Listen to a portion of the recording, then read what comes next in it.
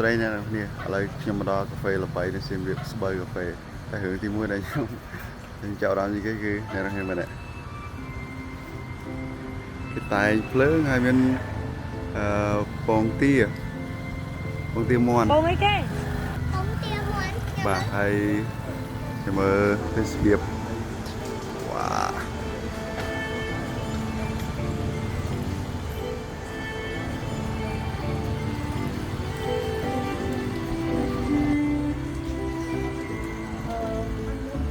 សួស្ដីសុំ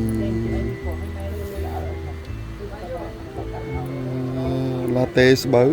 ស្គាល់មកដែរបង ស្ករ25 ក្រៅកាហ្វេពួកខ្ញុំមាន4បងមានប្រចាំហាងមានចាស់ល្មមហើយនឹងស្រួយ សុំប្រចាំហាងអូខេអរគុណ សិនឈ្មោះបងមួយបង សិទ្ធិ បងសិទ្ធិ បាទ អរគុណច្រើន បាទ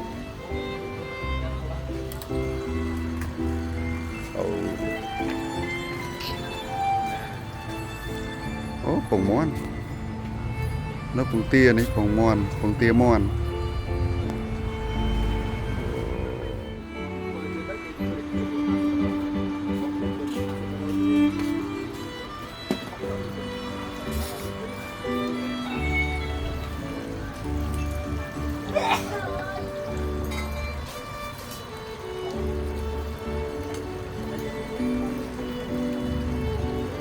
បាយកាហ្វេ